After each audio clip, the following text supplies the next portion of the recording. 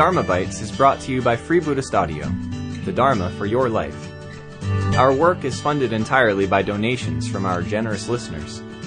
If you would like to help us keep this free, make a contribution at freebuddhistaudio.com/donate.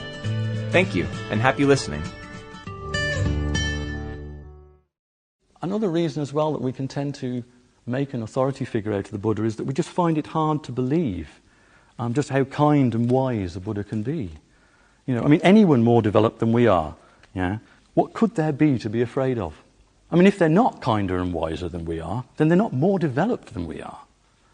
It's axiomatic that insight, spiritual development is going to make one a better person, It's not going to make you an awkward, cantankerous old boot. That's going to be absurd, wouldn't it?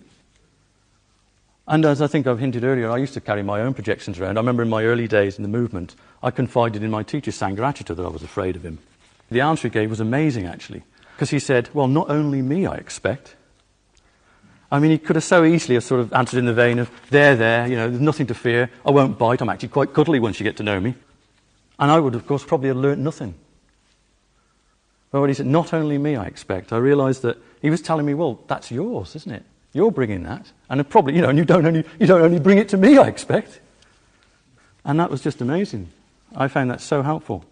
And indeed, Sangharakshita is a very decent bloke, and he spent the whole of his adult life establishing a spiritual community in the West, which is no mean feat. But so, how much more so with the Buddha, yeah? What could there be to be afraid of? And the Buddha I carry around with me is a friend, yeah? A wise friend. Someone who is nothing but love. That's the only way I can think of describing. Someone on my side, yeah? Someone not trying to trip me up or looking down on me, but holding and encouraging me.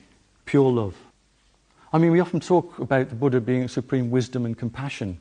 But I think the word compassion in our language, it's not so much used in current English. And often it sounds like, compassion sounds like dispassion, But compassion is kindness.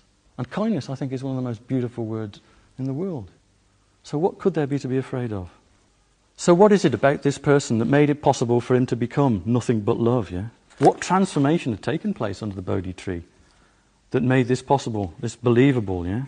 This true? We can look at it many ways, and indeed, I think the rest of this talk is trying to explore that. What was that transformation? You could talk about the Buddha had woken up from the dream of life, the dream of egocentric volition. As we all probably know, Buddha means awake, one who is awake.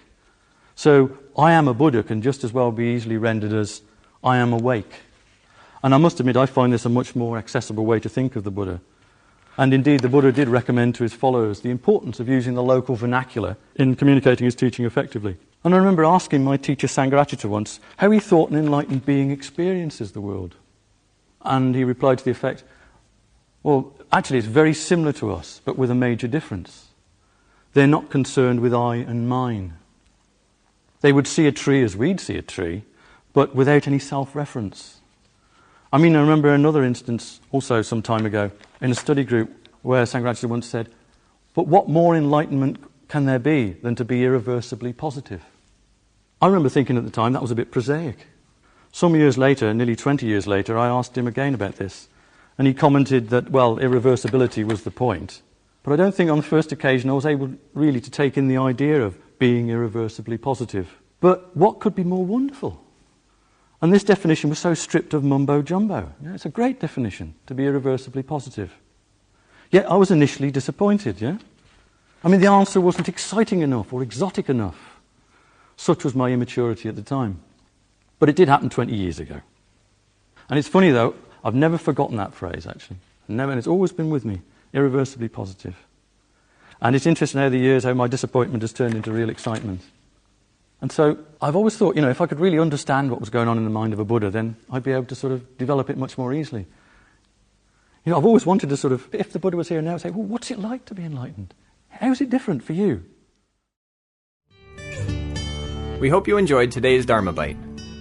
Please help us keep this free. Make a contribution at freebuddhistaudio.com/donate. And thank you.